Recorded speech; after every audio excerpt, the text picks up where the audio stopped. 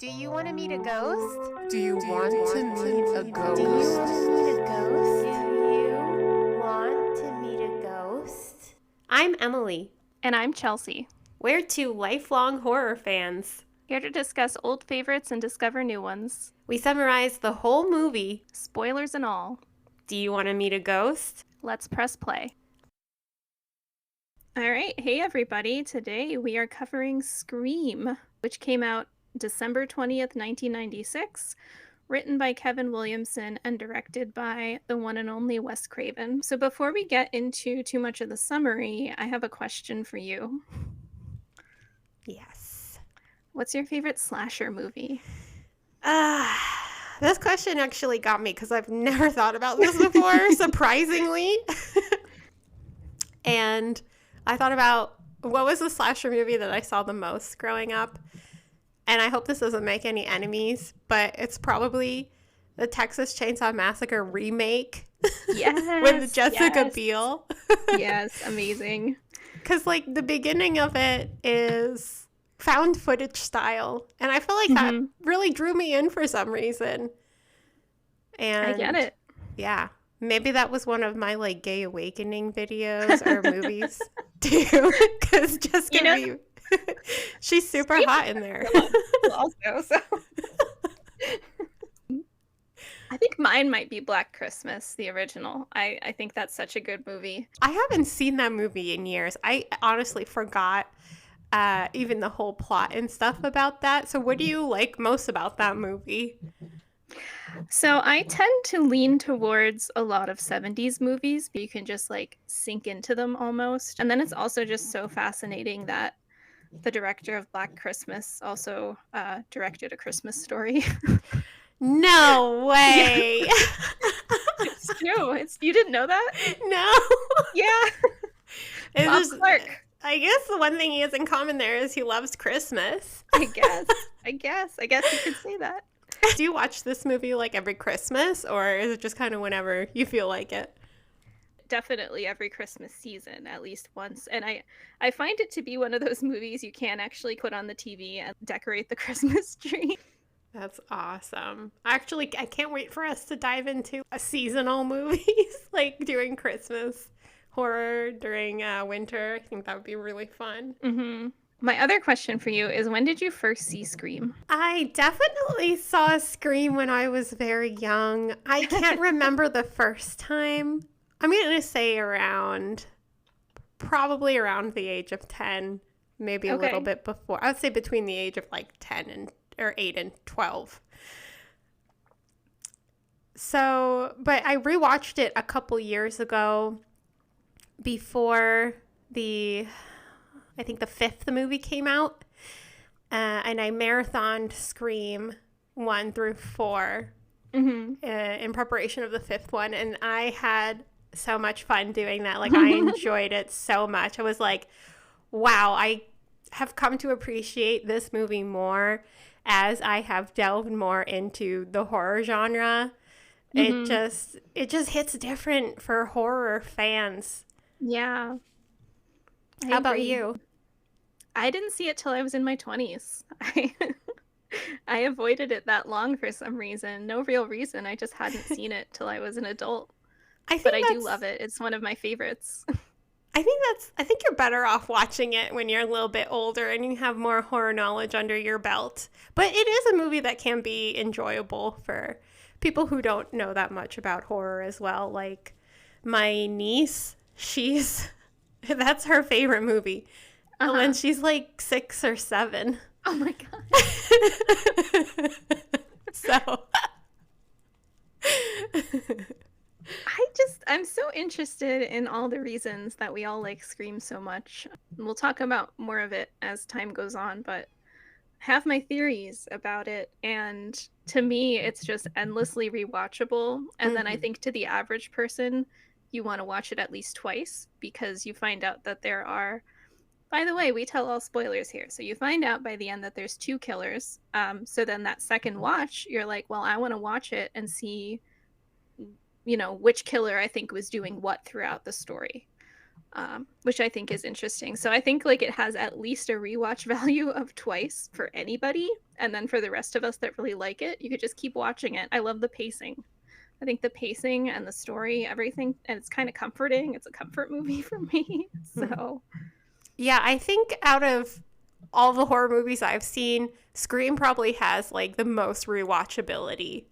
mm-hmm. Just because the script is so sharp and witty, and there's so many like references, meta references, and Mm-hmm. foreshadowing, and it's just Exactly. great. Mm-hmm. So my little intro before the summary, this is actually the first episode we're recording since formally releasing the podcast.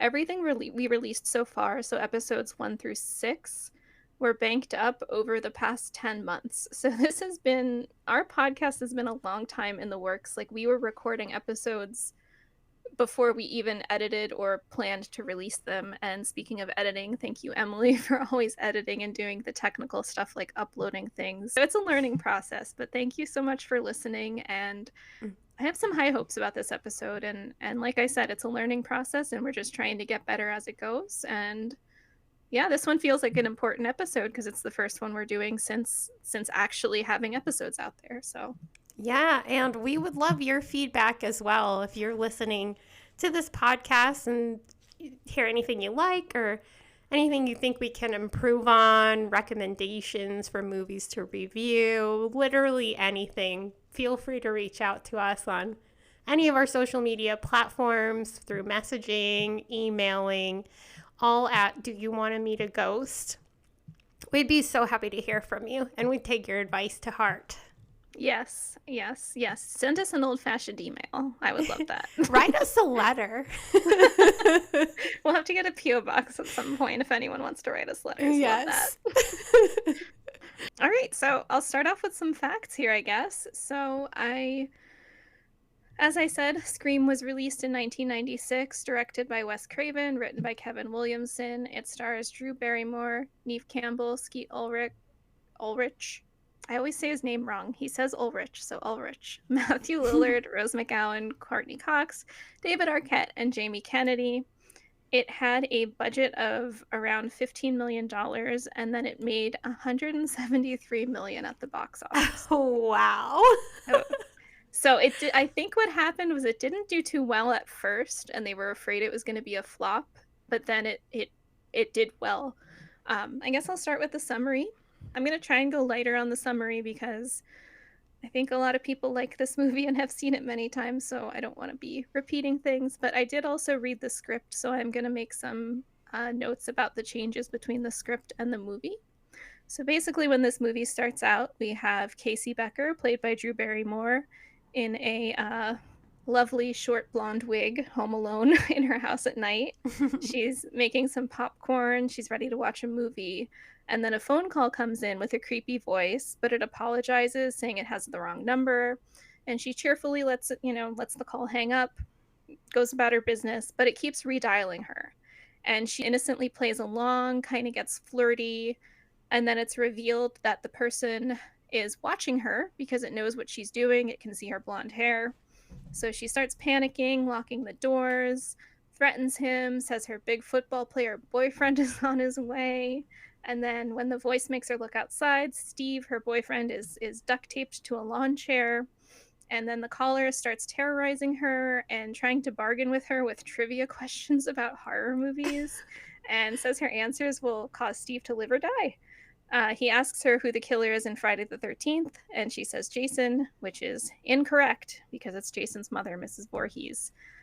My only question about that is what would Ghostface do if the questions were answered correctly? I think he would still kill them, honestly. Exactly. That's what I think too. But at this point of the movie, through my rewatch this time, I kind of had this realization that, like, oh, I really think Ghostface is the embodiment of the toxic side of the horror community. And I feel like maybe that is why certain people don't like this movie, because, I mean... They feel attacked? Listen, On one hand, I don't want to shame you, make you feel bad, but if you don't like this movie, I think it's because maybe you can identify a little bit with Ghostface. With the bad guys. Because it's giving, like, a gatekeeping. Like, you're not a true horror fan if you don't know this and this and this. Yeah, so that's something that, like, I realized watching it this time that I didn't necessarily think of before. Well, and I think it gets like harsher and harsher through the sequels because it'll get more specific, and it's like even more often they'll say stuff like, oh, well, that shouldn't happen in the sequel, or oh, they should bring that, like all the things they say throughout the movies. Like it ripped from the horror Reddit message board. Like, yeah. And I'm guilty of this to a tiny degree because I personally think the first Scream is so good that the rest are just kind of other movies to me. They're watchable and I like them, but I think the first Scream is just so tight and so good that I just can't like the rest as much as I like the first one for whatever reason. It is really tight and good. Researching this movie, I learned that Wes Craven did not want to make another horror movie. And it really feels like he's been scorned by the horror movie community. Just watching this movie, I feel like that shines through. Because there is a lot of criticism of horror in this movie. And then he decided to do it because Drew Barrymore signed on. Yeah, I read that. I thought that was really interesting. Yeah. Apparently, a boy accused Wes Craven of going soft and that he had more guts back in the day when he was making movies like The Last House on the Left, and that pushed him over the edge. It's kind of like a spite movie, and you very much get that vibe. But at the time, like, Drew Barrymore I think she was like in and out of rehab. And I think this was, and don't quote me on this, but I'm pretty sure this was one of the first roles she took on after doing a stint in rehab. And then after this role, her career really skyrocketed, where she started, like doing all those rom-coms with Adam Sandler, and she kind of was an it girl at the time. Yeah. It's always interesting to me how many actors are known for also being rom-com actors or like comedy actors, but either got their start in horror or did plenty of horror movies. Like Texas Chainsaw: The Next Generation's kind of like that because it has Matthew McConaughey and Renee Zellweger in it. Yeah. Or even X-Files. True. Yeah. X-Files had a lot of comedy actors that filtered through while they were very young in their career. Yeah. And I read too that Drew Barrymore really wanted to be in this movie, like was very, very excited and like very dedicated to everything she was doing. Yeah. And it makes me kind of sad that Casey dies, 5 minutes in, because it seemed like she really, really wanted to be a part of it and did do it justice. Yeah. So this movie like starts off running. There's a huge name actress in this, so you're assuming she's going to be like the main character of the movie. And it just dives right into like a very heart-pounding, fast-paced scene. Ghostface, like, he makes her look out the door, and then Steve is suddenly like stabbed and either dying or dead. I don't know if he's actually dead at that point, but his guts are hanging out and everything. He makes Casey try to guess what door he's at. She manages to get outside of the house with a butcher knife and a cordless phone. You can see that she's in a remote area and that she realizes her parents' car is coming up the driveway, like coming in to turn in the driveway. But then Ghostface like chases her, tackles her, stabs her. She tries to call her parents for help, but she can't speak. Then her parents enter the house, can't find her, call the police. And then the mother exits the house to get help, and she sees Casey strung up in a tree by, I think, her intestines. So how do you feel about that part? Because, like, I think that part is so wild looking, but, like, at the same time, I'm like, could he have done this? Could he have done this in those 3 minutes? Like... I think realistically, one person couldn't have done it, but could two people have done it? Very good point. Maybe. Maybe they could have. I think it's a stretch. The whole thing happens so quickly, from him killing her right when her parents are coming home, which actually makes my heart pound, because you're like, oh, she's right there. Like, she can be almost saved. make it. Yeah, she can be saved by her parents. Like, and then just misses them. You really don't know what to think the first time you're watching it. You're not sure if she is gonna make it or not. Yeah, I do think that this ends up being one of the most gore-heavy scenes in this movie. Oh, I think so too. That one, because that one's just disgusting. Yeah. But it's also kind of funny because you only see it for about 2 seconds. And apparently, Wes Craven had some trouble with the NPAA over ratings for this movie. Oh. And you kind of get the idea that he struggled with it, because there's some dialogue about ratings later on. Yeah, plenty of that. Yeah, but I heard that he had to cut a lot of the gory parts in there.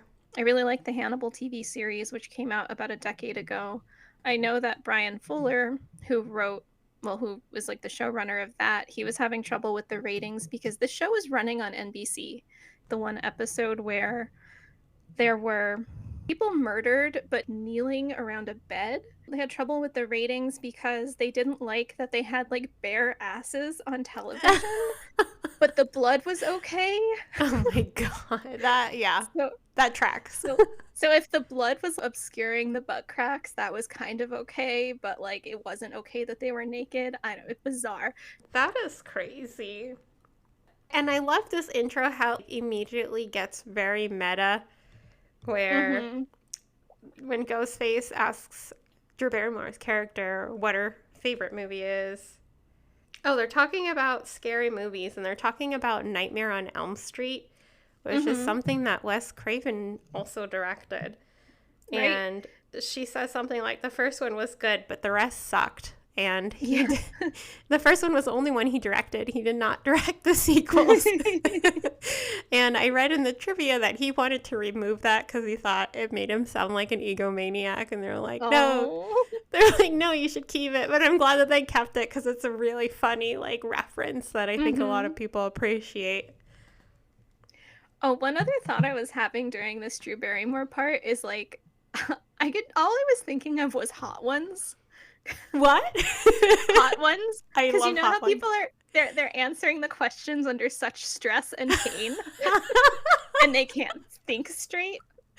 That's so great. I would have never made that parallel, but I see it now. 100%. I see that. That's so funny.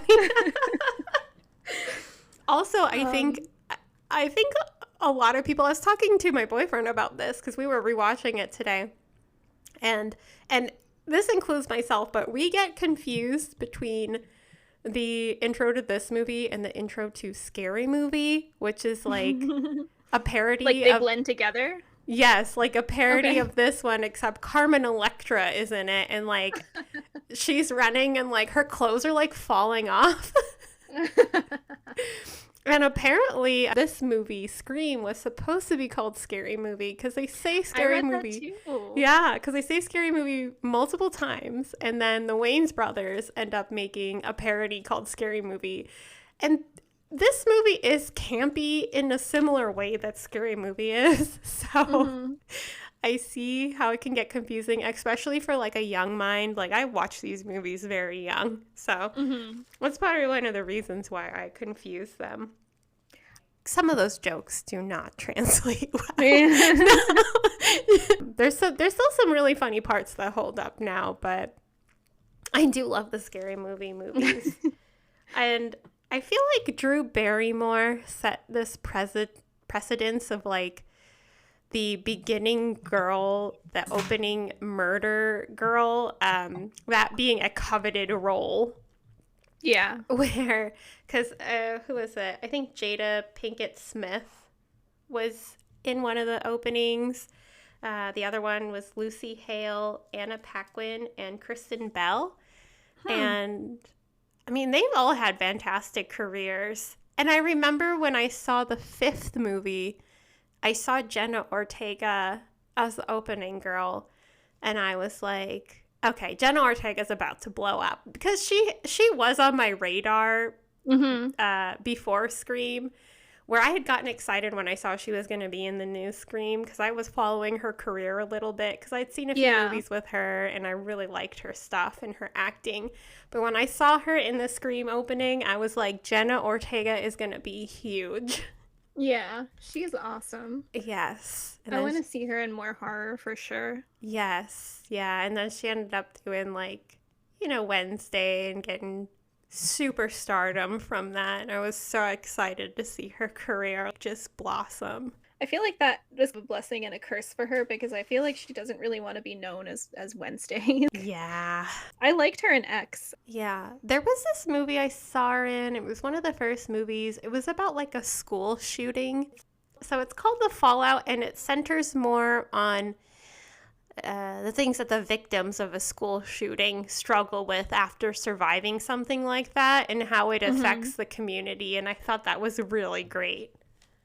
That actually, like, I Googled it. It looks really good. I should probably watch that at some point. Yeah, it's pretty good. I guess the next scene we see is our main character, who's Sydney, played by Neve Campbell. She sits at her computer. She's a little jumpy and nervous. There's noises outside her window, so she walks over to see. And then there's this mini jump scare of her boyfriend, Billy, at her window, which is played by Skeet Ulrich. And then that scene is also a parallel scene to the Johnny Depp scene in Nightmare on Elm Street, where, like, he's crawling through the bedroom window. Mm-hmm. And then I wonder if making that parallel was more of a Craven decision, because in the script, it's a little bit different. It's more dramatic, and he doesn't just grab her shoulder. He grabs her hard, and she gets so startled she falls backwards on the floor.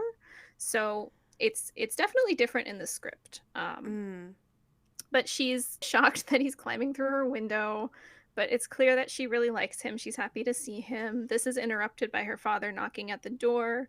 Billy hides. Her father talks about the business trip he's going on.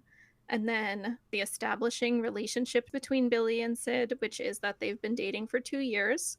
Billy wants to bang. She clearly loves him, but is apprehensive.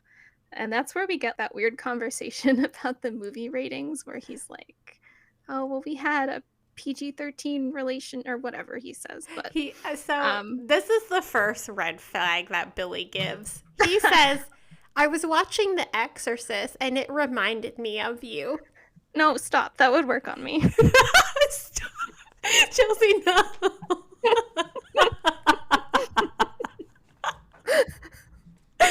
No.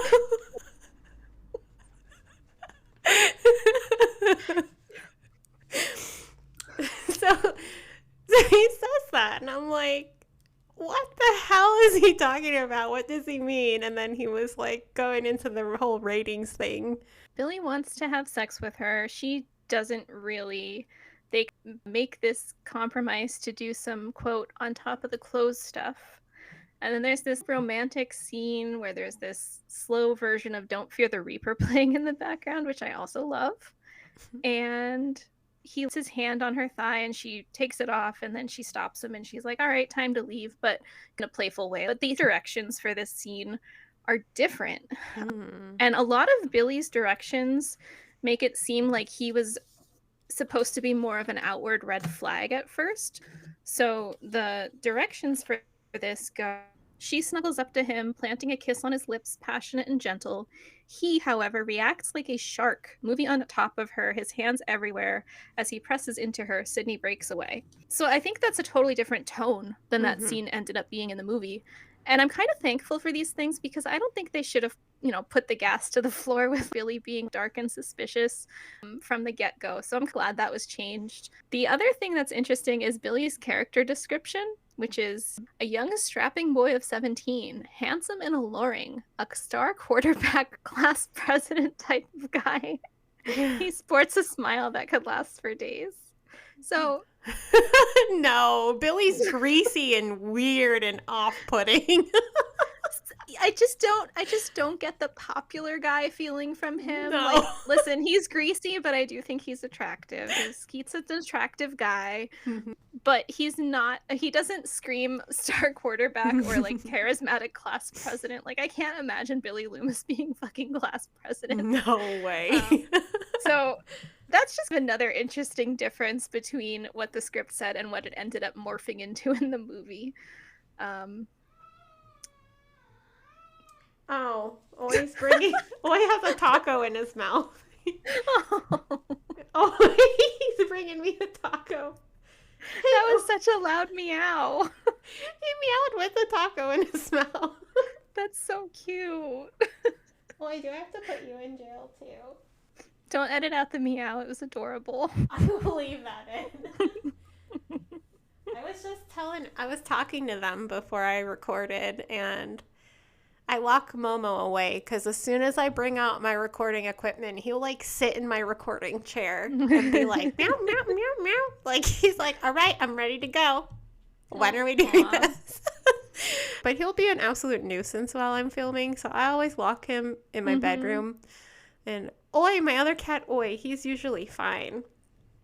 But today, he wants some attention. He brought you a taco. Yeah, and he brought me a taco, and how can I refuse? That's so cute. I feel like he's never made a cameo on the podcast before. This is the first time. He hasn't. And I was like, Momo's been on the podcast. Oi hasn't. And I went up to him before I started filming, and I was like, Oi, do you want to be on the podcast? I can record you too. Oh, There you go. Thank you for your cameo, Oi. We are blessed. Anyway. You're very blessed. I can't get over that long meow, man. Always a scream queen. So anyway, sorry. So they have this conversation about ratings again, and Sydney asks him if he'd settle for PG-13, and he asks what that means, and she flashes him her boobs. But that's kind of funny to watch now, because in the 80s and 90s, I feel like PG-13 did have boobs, and I feel like now I don't feel like PG-13 still has boobs. Yeah. Do you feel like that? I haven't really paid attention, but I think you're right. There's definitely less boobs than there was before. Definitely. I feel like they saved the boobs for an R rate. I feel like the boobs were always just in teen comedies where like it wouldn't really go past that, but now we get boobs and it has to go along with a whole, I don't know, elaborate sex scene or something, I guess. Which is fine. Either is fine, but it's just interesting to look at this from the modern perspective, 25 years later. So then another difference between the movie and the script is there's an extra scene here where Sydney wakes up and the murder report of Casey Becker is on the radio when she wakes up. But anyway, she ends up at school the next morning. There's police lines set up. There's reporters everywhere, including Gail Weathers, who is played by Courtney Cox, talking about the deaths of Casey and Steve. Sydney is greeted by her friend Tatum, played by Rose McGowan, as she hints that it's worse than a previous event that she doesn't explain.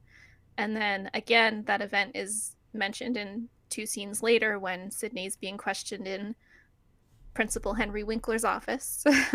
And it's hinted that Sydney's the daughter of some unspecified person implied to have experienced tragedy. Mm-hmm. We do learn what happened there, but not immediately. And also when she's in the office, we also meet Dewey for the first time, played by David Arquette.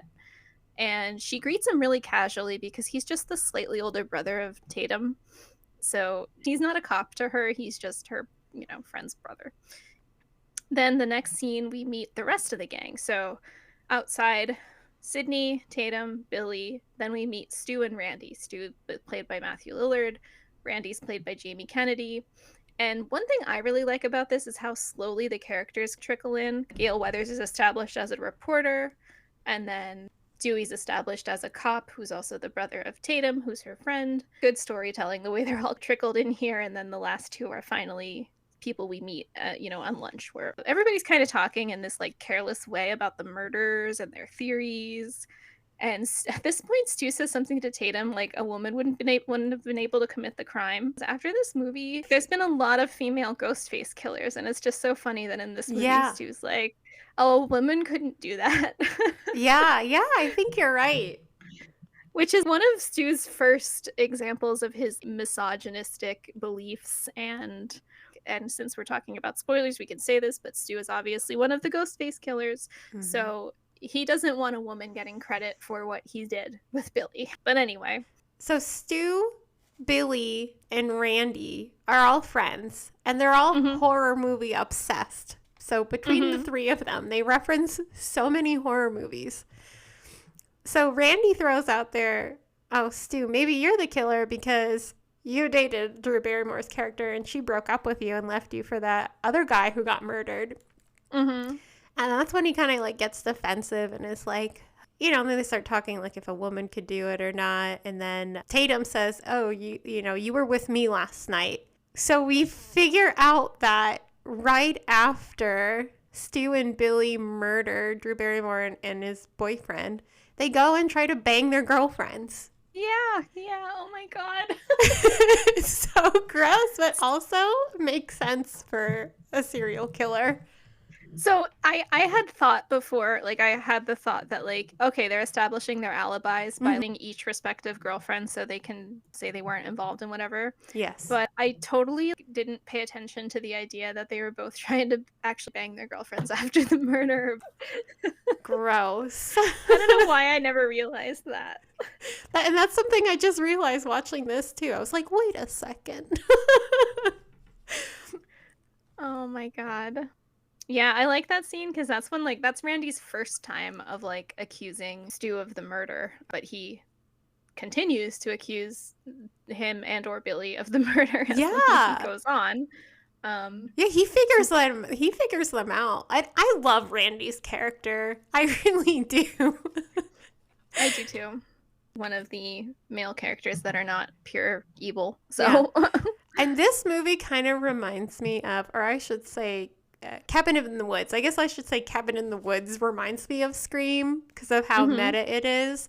But Randy's character reminds me of the stoner character from that movie, like eccentric underdog that you take for granted and you think is just like a big goof or like weird, but ends up being one of the most wise characters in the movie. That makes sense. Randy's a great character, and I also just like Randy the most because he's the nerdiest about the movies, and I just relate to that. Yes. The next scene after this is Sydney's home alone after school. She's talking on the phone to Tatum, making plans to hang out. You can tell she's feeling lonely and vulnerable, and she explains to Tatum that the presence of the reporters and police are making her nervous. After she hangs up, she tries to relax by putting the TV on, but all the channels are talking about the murder of Casey and Steve. She pauses on Gail's report, which is also currently mentioning the rape and murder of Maureen Prescott, who is Sydney's mother. So that's when we finally get the background on what was hinted to earlier, and the background on why Sydney is a little bit nervous and forlorn, and that's because her mother was murdered just about a year earlier. So after seeing that, she shuts the TV off. She decides to go lay down for a nap. She falls asleep. Tatum wakes her up by calling, and then the phone rings again. And who is it but the Ghostface voice? So she jokingly messes around and accuses the voice of being Randy. Like, I know this happens multiple times, but it's just so funny to me that poor Randy is like the little boy that cried wolf, where like, he's not doing anything wrong because he's not one of the killers, but they all just think Randy's up to something and being a weirdo. She goes back and forth with it, and then we get that infamous line from Sydney about where she says, some stupid killer stalking some big-breasted girl who can't act, who's always running up the stairs when she should be going out the front door. It's insulting. And I do love that line. Yes. Then the voice just is like, this isn't Randy. He tells her it's on the porch. They go back and forth. Eventually, she's convinced it's not there because it wouldn't tell her what she was doing. She was like pretending to pick her nose on the porch, and then says, "Do you want to die? Because your mother didn't." And then she calls him a cretin and hangs up. Turns around and Ghostface jumps out of the closet. He gets her on the ground, tries to stab her. She gets away upstairs, closes the door. She tries dialing 911 from a computer program, and then who appears at her window but Billy? And he says he heard screaming. And then they hug, but then a phone falls out of his pocket. And she's so unsettled by this that she runs to the front door to get out. But then Dewey is there, and they startle each other in comment because he's holding the mask. Ah, And Billy is arrested. But I like that scene, and I think this whole movie, I really like Sydney as a character because she doesn't do things that make you say, why are you doing that? She immediately is suspicious of Billy and scared of Billy because why does a phone fall out of his pocket? yeah. So the facade cracks at that point. Yeah, I love Sydney's character. She is the total opposite of Ghostface, where he's obsessed with horror movies. She hates horror movies. She makes that very known. She's like, I think they're dumb. They're formulaic. And she doesn't like how, it seems like she doesn't like how the main character is usually like this helpless person. Mm-hmm. And one of the ways that this movie is different from the norm that they talk about in Scream is that the victims fight back, and they fight back just as violently as they're getting attacked. Right. And it makes for such a heart-pounding scene. And you also see that Ghostface is actually pretty clumsy and kind of an idiot. Yeah. Some of his falls are almost slapstick. I think in one scene, Skeet really wanted to wear the costume, so they let him. Like, all right, sure, you can wear the Ghostface costume. So Billy's arrested. Gail also sees all the cop lights and stops, and she's trying to get her story. So Billy's questioned separately with his father. He claims he didn't do it. He's upset when they say they're going to hold him. And then we also see a scene where Dewey reports that they can't narrow down anything about the costume or the killer because the costume is sold all over the state. When Tatum helps Sydney leave, Gail stops to try and drill some questions at her, and Sydney punches her right in the face, which is so satisfying. I wanted to say something about this. So I made a connection with this scene in a video game that I played. There's this video game called Mass Effect. One of the most famous cutscenes in Mass Effect is you're talking to this reporter, and you have different options you can select when you're talking with her, and the reporter's a bit of a dick. And one of the options you have is you can punch her. So you just whack her right in the face. And it's exactly like this scene in Scream. And I can't help but think this was the inspiration for that cutscene in Mass Effect, which is a beloved cutscene. If you've played Mass Effect, you know. And it reminded me of the whole Duke Nukem thing, where Duke Nukem is a video game character that's based off of the character from They Live. Mm-hmm. And he quotes one of the lines in They Live, which is I came here to chew bubble gum and kick ass, and I'm all out of bubble gum. Mm-hmm. They say that in the game, and the character that says it in the game is what skyrockets that line into infamy, where everyone knows that line from the video game, but they don't. A lot of people don't know it's based off of a scary movie. Right. So I just got really excited when I realized that. I was like, holy Love shit. that. I wonder if it's the same video game company that made those games. But at this point in the movie, I feel like I kind of got a good feel for all the characters. Mm-hmm. Dewey just seems completely incompetent in a rage-inducing way, but also very endearing. I know. I actually find him so endearing. Yeah, he's constantly doing things that are it kind of fits the shoe for a cop type character. I'm not gonna lie, but he is endearing, and he does end up helping a lot. And then Gail is just your quintessential power hungry, opportunistic, do anything for the story Vulture type journalist, and you just hate her immediately. Yeah, she's very easy to hate. After she punches her, Tatum and Sydney have their sleepover, and Tatum's making conversation, asks her if she thinks Billy did it, but then Tatum's mom interrupts and says there's a call for Sydney on the line. So she goes to the phone, and it is Ghostface again, the Ghostface voice, but you see that she has this realization that Billy's locked up for the night, so it can't possibly be Billy calling her. So then the next day, Sydney's on the news. Poor Sydney, who doesn't want anything to do with the news and doesn't want to be living this life, is on the news about surviving the attack. And then there's stories drawing comparisons between her and her mother's attack. We see the old footage of Cotton Weary in a jumpsuit, and we learn that he's the one accused of killing her mother. And then it's also revealed that Sydney was the witness that testified. And then while they're watching this at breakfast, Dewey informs Sydney that Billy's phone record is clear. So at this point, Billy's kind of in the clear to her. When Sydney goes to school, the reporters keep trying to question her, and she approaches Gail again. Gail prickles up at her, and then Gail defends herself for writing the book. The book she wrote was a book about Sydney's mother's murder, and also Gail seems to think that Cotton Weary was innocent and insists that Sydney falsely identified him. Sydney asks her if the story ever changed, and Gail said that Cotton admitted that he did have sex with her mother, but he didn't kill her because the killer was accused of raping and killing her mother. Sydney says all this stuff like, my mother never would have touched him. And then Gail accuses Sydney's mom of seducing him. Sydney insists that she saw Cotton leave, but Gail questions, how could you know it's Cotton? You can kind of see again the gears are turning in her head where she is questioning what she thinks is the truth. Gail thinks that she could be the one to help exonerate Cotton Weary, and then the real killer can be caught. And this scene is interesting to me because there's so many moments that this story touches on the sex lives of women and subsequent slut shaming and stuff like that. So even Sydney is questioning her mother's interests and whatnot by saying like, oh, she never would have gotten with that guy. And that's just one of many like speculations that are made about what happened between her and Cotton Weary. Yeah. Like she's questioning what she knows about her mother.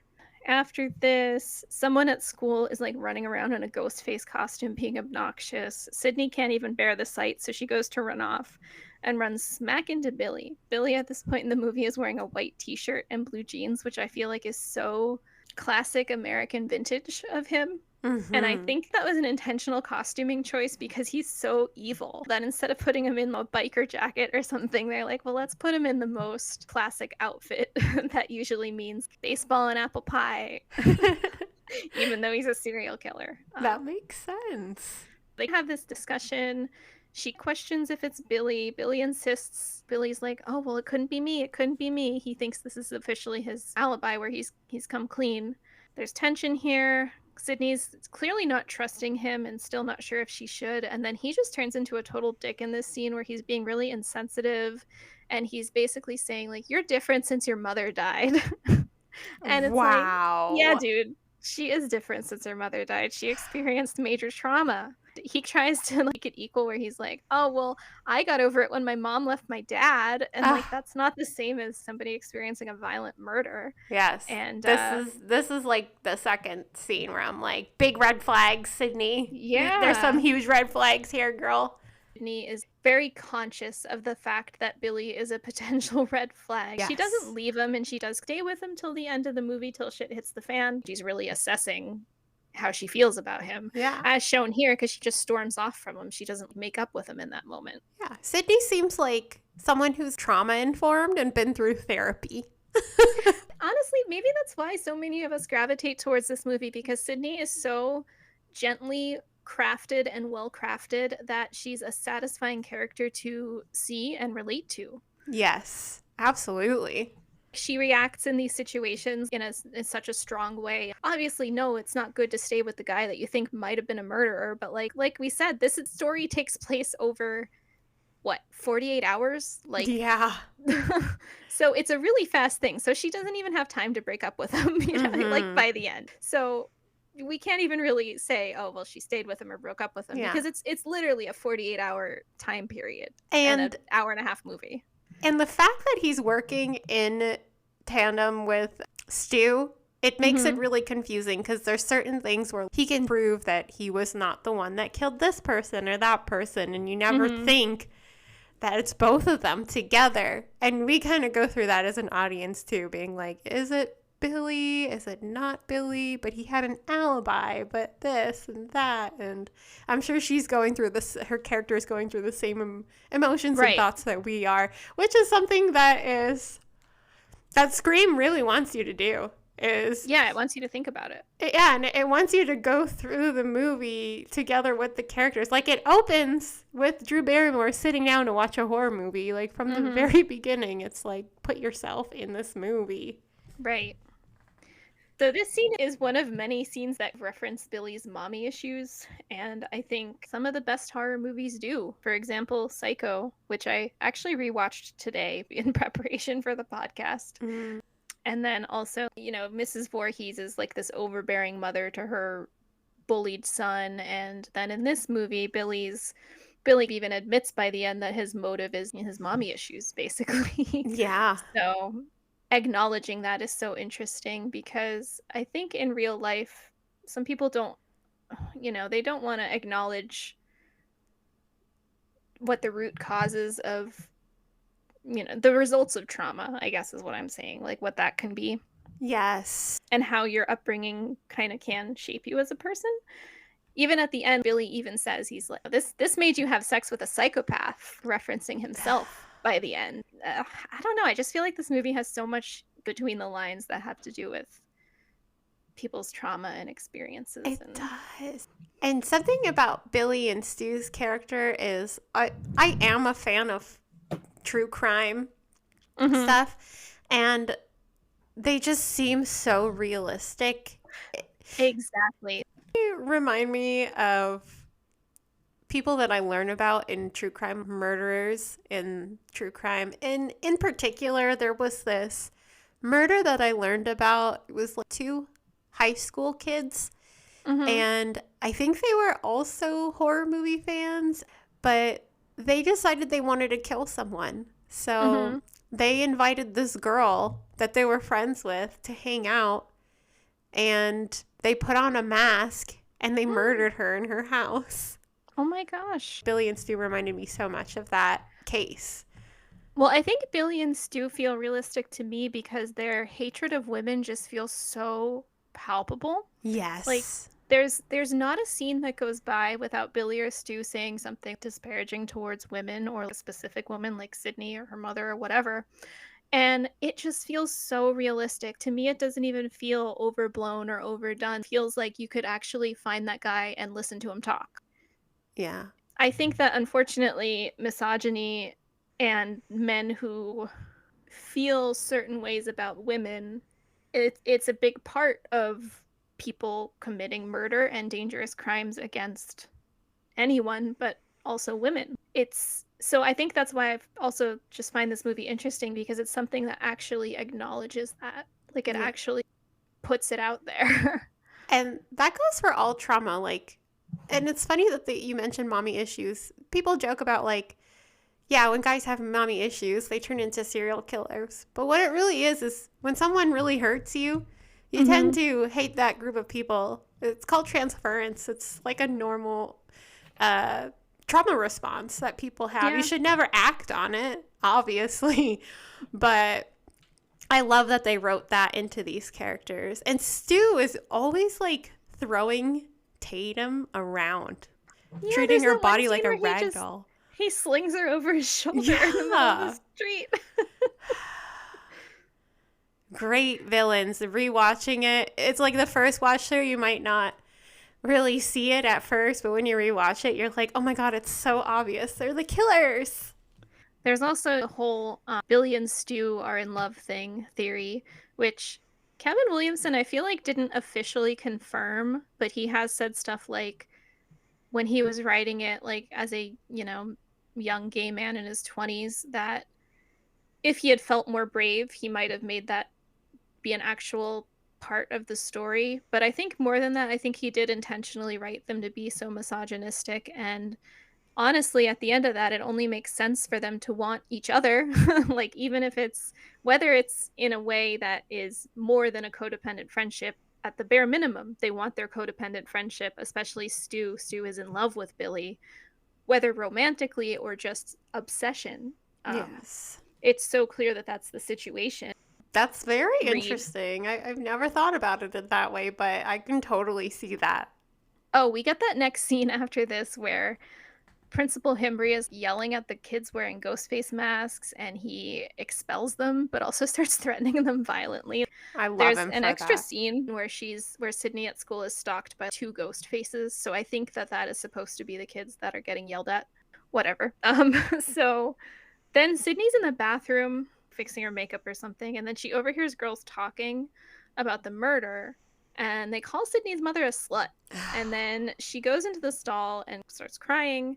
And that's just another bit of the slut shaming in this movie, where it's women inflicting it this time. It's so interesting how much of the movie revolves around that. Like, it revolves around a woman's agency, which we will talk about by the end, but Sydney does eventually choose to have sex with Billy, and that's her own agency. And then, I don't know, I feel like this slut shaming between Billy and Stu and this girl in the bathroom, and even Gail Weathers at some points, and everybody, it's just a repeated thing throughout the whole movie. Yeah, and I think they do dive into horror movie tropes, and one of them is, if you have premarital sex, you're a whore, you're gonna die. And that's one thing that I feel like they tried to break away from, but they invert that. Yeah, and that's great. But the dialogue between these two girls in the bathroom, it's just so heartbreaking to hear. Like, I really feel for Sydney in that moment, because I think everyone has experienced this to some degree, of completely being demonized for just doing normal things. Right. Or even not even doing anything in that moment, being demonized for something her mother did, which also was just a normal thing and nothing wrong. Like, yes, being blamed for other people's problems or other people's behaviors, the victim blaming. Terrible.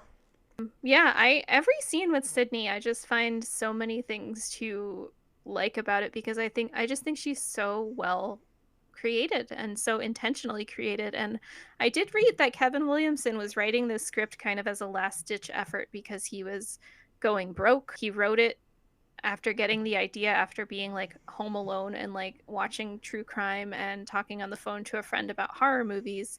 And then he ended up writing it in 3 days. And I like that for a lot of reasons. I think the 3-day writing produced such a sharp, interesting script that wasn't necessarily combed over and edited. And it also, I think, contributes to the fast pace in it, where the story itself only spans 2 days or, a day and a half. But wow, I did not know that was the thing that he discussed before writing it. It really shows in his work. It's such a great script. Like, what a great writer. Such a sharp script. And I was surprised.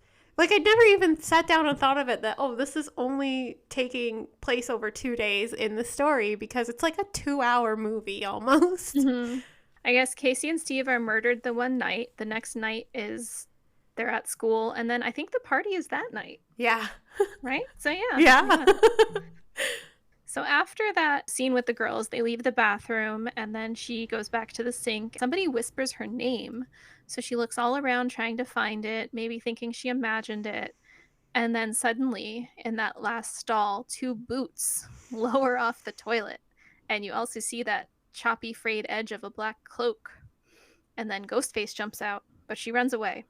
After that, there's an announcement that classes are called off. Gail and Dewey, they meet and they flirt, and she wants to get information out of him, and you can tell he's a little bit smitten with her. Then we have another scene where Stu announces to the friends that they should have a party at his house that night, and Sydney does agree to go. There's a scene where Principal Himbry, is playing with the mask and trying it on and making faces in the mirrors, which is kind of funny. Someone knocks at the door, but there's nobody there. And then he searches the nearby rooms, goes down the hallway. That's where we see the surprise janitor dressed as Freddy Krueger Easter egg, which that is Wes Craven, right? Oh, that's even better. I wouldn't be surprised, because the guy doesn't look like an actor, He looks like a janitor. It's such a great Easter egg. But through this scene, I was wondering, I'm like, is this filmed at the same school? And it is not. But there is some juicy trivia about the school that it's filmed in. They wanted it to be shot at Santa Rosa High School in California. But Santa Rosa High School thought that the script was too vulgar, violent. And so they didn't want to give the kids set a bad example for the kids. Oh my God. So apparently Wes Craven put in the end credits under special thanks section, "No thanks whatsoever to the Santa Rosa City School District Governing Board." I think that is in the credits. Like, Wes Craven just seems so salty. Yeah. About everything. Like, Yeah, no, I think I noticed that on one of my past watches, and then I had to Google why, and, like, search why that was there, but that's so funny. I think I like the school. It feels like a real high school. yeah, It's I do cool. like that set. That's a great filming that they filmed at like real school. I love that. Mm-hmm. Let's see. Oh, and then so when Principal Himbry gets back to his office after not finding anything, then Ghostface appears at the door and stabs him to death. No. So poor Principal Himbry. Small part, but loved his part. He's such a great principal, such a great dude, like stand-up guy. Rest in peace. I mean, he's a little unhinged, but I love him. He's unhinged for good reasons. I just think Henry Winkler is so cool. Also, there is a leather jacket, but supposedly when he's hurting the closet in the room, his leather jacket from when he played Fonzie on Happy Days is in the closet, which is like another weird little Easter egg. I used to watch Happy Days when I was a kid. Aww. Okay, then we get a scene where Sydney sits with Tatum, and then Sydney's contemplating the fact that Cotton could be innocent, and she's talking to her about it. Before that scene changes, we do see a ghost face across the street in the bushes. Then the scene after this is the video store scene with Randy, but there was a scene cut out from the script here where Billy and Stu are on the street and they start scheming about the party, hint to a plan at the party at night. And I also really like that that wasn't included because I think that's way too heavy-handed and obvious to have them talking about a plan at the party. So I'm glad that was gone. This video store scene, which is one of my favorite scenes in the movie, is just cool. It's so good. Yeah. Randy's working and Stu comes to harass him, and Randy again is harping on the thing where, oh my God, Billy's standing in the horror section. Why would you do that if you were a suspect of the murder? And he starts accusing him of a murder again. And then Stu defends him, and then Randy accuses Stu of being a lapdog, which I also love because what better way to describe Stu in this fucking movie? Like, he's such a lapdog. Randy said the cops let him go because they don't watch enough movies. And he says, there's always some stupid reason to kill your girlfriend. And I feel like that goes back to our discussion of misogyny both in real life and in horror movies and its place in horror movies about murder. So that's an interesting line. Oh, Stu says it could be her father because he never checked into his hotel and hasn't showed up back there or anything. And that's another thing that's hinted throughout this where people are slowly suspecting that her father could have done this because he didn't make it to where he was going on his business trip.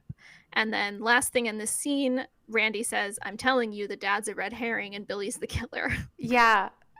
The scene just makes me like completely love Randy. He calls it all. Like he figures it out in this scene, but he does it in such an eccentric way that you think like, you know, like this guy's just weird or crazy. Yeah, you're like, he can't be right. Yeah, they can't be right. But he says something. He says in regards to him why he thinks it's Billy, he's like it's like the most simple answer is always the right answer. It's got to be Billy. Yes. And he says if it gets too complicated, you lose your target audience. Yes. Which is probably something someone told Wes Craven about this movie. Well, I feel like that also just lies in the sequels because I do think the sequels are a little convoluted sometimes, and they lost me as their target audience. Yeah. So. And he really put his critics into this movie. Mm-hmm. Oh, and then Randy backs up or runs into Billy, who overheard the whole conversation. So then him and Stu harass him some more. And Randy's a little scared. You can tell he's a little bit scared of Billy. Yeah, he's getting too close to the truth. They need to rough him up a little bit. Yeah. Then after the scene, there's more filler of town being paranoid. Dewey has to run into the police station. So then the girls, Tatum and Sydney, go to the grocery store for some snacks for the party. Also, going back off the Stu inviting them to the party, he's like, bring some food, will ya? Or something like that. Like, oh my God. It's very like, get in the kitchen and make me a sandwich. Ah, what a shithead. Ugh. Gross. So they have this heartfelt conversation where Sydney acknowledges she can't relax around Billy. She blames the trauma on her mother's death. Tatum says, my favorite thing she says, Billy and his penis don't deserve you. Yes, she's right. Tatum And I love that. Everybody needs a friend like Tatum. Yeah, she's such a ride or die, fiercely loyal friend. I love Tatum. Who hasn't want to call somebody out about that and be like, you're too good for that? So I just love that scene. And she just acknowledges the grossness and weirdness of Billy in that scene. And also, Ghostface is lurking this whole time in the aisles. And when I was reading reviews on Letterboxd, because I was skimming through them before recording, some people complaining, why is Ghostface walking around the grocery store? Why doesn't anybody care that Ghostface is walking around the grocery store? And it's like, you're watching a fucking movie where somebody was strung up in the trees by their intestines. Like, you had to just let Ghostface walk around the grocery store. Oh my God. Right. They made it very clear that Ghostface costume is available everywhere. And after the murders, everyone wanted a Ghostface costume. And also, they dressed the janitor as Freddy Krueger, and it's so silly and weird. It's like a meta reference. And then people are just like, oh, well, Ghostface can't be walking around the grocery store. It doesn't make any sense. What? Ghostface, there's literally like 10 Ghostfaces running around town. People being goofy. Then there's a scene cut from the script between Sydney and Tatum in the parking lot where Ghostface is still stalking them, but the point of the scene is Sydney and Tatum are talking about sex, and Sydney's asking Tatum for advice, like how to work herself up to it, and it's just like a little scene. I wish they didn't delete that, but at the same time, I feel like it almost would have felt out of character with the way like everything else was flowing around it. Then we have that scene where visiting the police station, it's revealed to Dewey that the calls came from Neil Prescott's phone. And then this scene always cracks me up where I can't remember the older cop's name, but he's smoking a cigarette and Dewey's eating ice cream. Oh my God, it was so hot today. And when I saw Dewey eating an ice cream cone, I'm like, God damn, I want an ice cream cone so bad. And it seems like it's hot in the movie, too. I feel like the ice cream cone's melting on the ground. Yeah.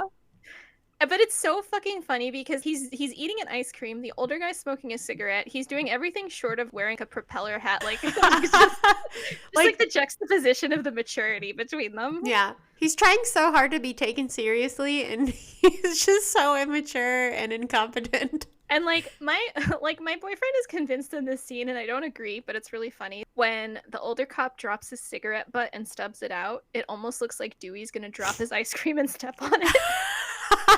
That'd be so funny. Like, just mirroring him for no reason. I don't know if I 100% agree, but it's a very funny thought to me. And then there's actually a point to that because the older cop is wearing boots that are similar to what we've seen the ghost faces wear. So it's like another red herring. It makes you wonder, oh, could it be the cop? Because at this point, you're like, it could be anybody. It could even be like Gail. Like, is Gail doing like anybody? Yes, you are questioning everyone. What is the point of this scene? Because for me, I'm thinking like maybe they're trying to show that both of the cops are stressed out about this, and one's smoking a cigarette about it, one's eating ice cream about it. Like, I stress eating. It used to be a funny scene like that. I think it really was just to juxtapose them and be like, oh, look at Dewey, he's so silly.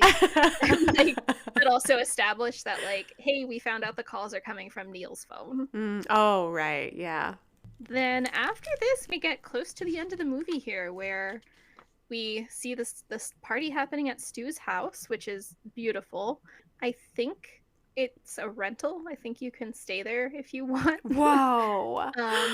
That's awesome. And man, that house is so pretty. It even seems like it has a beautiful view of the hills in California. It's so pretty. Beautiful. Even the house that Sydney falls asleep on in the beginning. Like her house. Love it. And in this market, I'm like, I asked my boyfriend, I'm like, how much do you think that house would go for now? And he's like, 2.5. I'm like, I was thinking 3 million. Like, they're just so nice. I'm curious. I feel like I need to look up and see how much Stu's house sold for last. But and that's another thing where we don't really see Stu's parents, but we can gather that Stu's parents are filthy rich. Let's see. So it's estimated at a value of about $3 million. So hell yeah. How about what that? I'm talking about. I've been on a lot of Zillow Yeah. lately, so I would have thought more, man. Where is that? It's an hour north of San Francisco, which I know San Francisco in the Bay Area is one of the most expensive places to live, but so I would have thought this house was worth way more than that. But really good guess there. So, do you feel like Scream is Hitchcockian at certain points? I think that Scream is a very much also a murder mystery and like a Yes. clue, like a clue type of way, like Tim Curry Clue. Like who done it in like a campy way. It's so good. That's something I realized during this watch through. I'm like, wait a second, this is like a who done it mystery, murder mystery. Yeah. That's why it's so rewatchable, because obviously we've seen it many times, and I again watched it twice in the past week because I have problems, but the normal person watches it at least once and then usually will want to watch it again just because you find out there's two killers, so you want to apply that knowledge to the rest of the movie and be like, who did this kill, who did that kill, where was that person at this time, and so on. And I think that's something that carries on in the sequels too, where it feels Yes, like more you and can more always like guess. a whodunit type of Yeah. movie where it could literally be anyone. Right. I love that. We have this party going on at Stu's, whose house, again, is beautiful, situated in these rolling hills, and a bunch of people are there. We do see Gail pull in the news van down the street because she's always trying to shake somebody down for a story. And then Dewey startles her because Dewey's there because he dropped off Sydney and Tatum. And she wants to spy on the party and set up a camera. So Dewey actually takes her into the fucking party. He takes Gail Weathers into the house of high schoolers having a party. And then they all flatter her because they all know she's a mini celebrity. And she does sneak the camera under the TV. So she hides the camera under the TV. But also, right before she comes in, there's a quick scene where Sydney is studying the movies that Randy got. But in the script, I don't think this is in the movie, but in the script, there's a really quick line where Randy said he hid them in the foreign section so they couldn't be checked out before the party, so he could be the only one to take them. So, small town's not watching very many foreign movies, I guess. People don't like subtitles. Yeah. And after this scene comes another iconic scene where Tatum goes to look for more beer in the garage and she can't get back in the door. After getting the beer, Ghostface shows up and starts fucking around with the garage door buttons, and she accuses him of being Randy. So poor Randy, always getting accused of being Ghostface. But then she realizes it's a serious situation when he slices her on the arm with a knife, chases her around. She does fight back. She throws glass bottles at him and everything. But she tries to escape through the cat door, and then she gets crushed when he opens the automatic garage door. So that is the end of Tatum. And right before this scene, they're watching Halloween, and Halloween, I think, has a huge parallel to a lot of things happening in this movie. Like everything out of all the horror movie nods that they're doing, like Halloween's the biggest one, and they're talking about Scream Queens and Jamie Lee Curtis. And they talk about showing tits in horror movies, and that the reason that Jamie Lee Curtis survives is because she doesn't show tits. Because if you show tits, that's like, immoral, or you're a whore and you're gonna die. Or if, like, you lose your virginity or you're having premarital sex, like, you're gonna die. You have to be a virgin. You can't show your boobs, things like that. And then right after this, it zooms in on, like, Rose McGowan's hard nipples. Yeah, I also read, this is kind of related but kind of not, I read that Rose McGowan was not happy with the clothes they were providing, so she bought her own clothes for the movie. Yes. But that skirt is so iconic, and so is her, shirt with the nipples. I feel like that whole outfit, those are just an accessory to her awesome outfit. Yeah. I feel like it's so iconic, but I'm not sure if she bought that or if it was a costume. Yeah. But I feel like maybe she did buy it because apparently they were trying to have her wear like overalls and stuff, and she was just like, no. Yeah. They wanted her to be like more of a tomboy. But it does make me feel like she bought her own wardrobe and is very in control of her image and all of her roles, because I love Rose McGowan ever since I saw Charmed, obsessed with her. And in all of her movies, she's got like these cute stylish outfits that are all kind of cohesive no matter what movie she's in. Like, it's her own distinct style. So I do feel like I can see that. Yeah, I do. She has such a 90s style. She's like quintessential, like 90s style, like peak 90s style. She's just so gorgeous, and I love her outfits. She really has an eye for color and shapes and things like that. Well, rest in peace, Tatum. Yeah. So sad. I love her. Then after that, like, people start leaving. Billy shows up at the front door, and him and Sydney go up to Stu's parents' room to talk. They discuss things, and they kind of make up.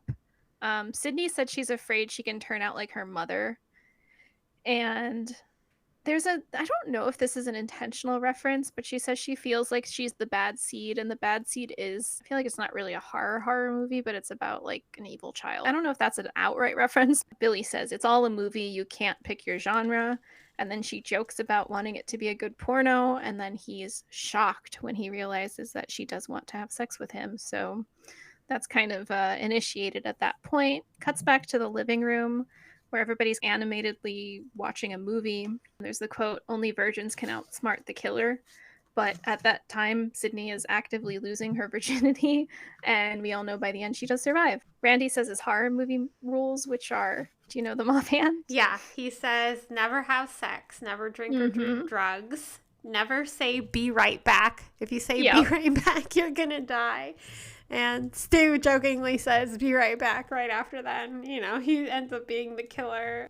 And he ends up being dead. Yeah, that's true.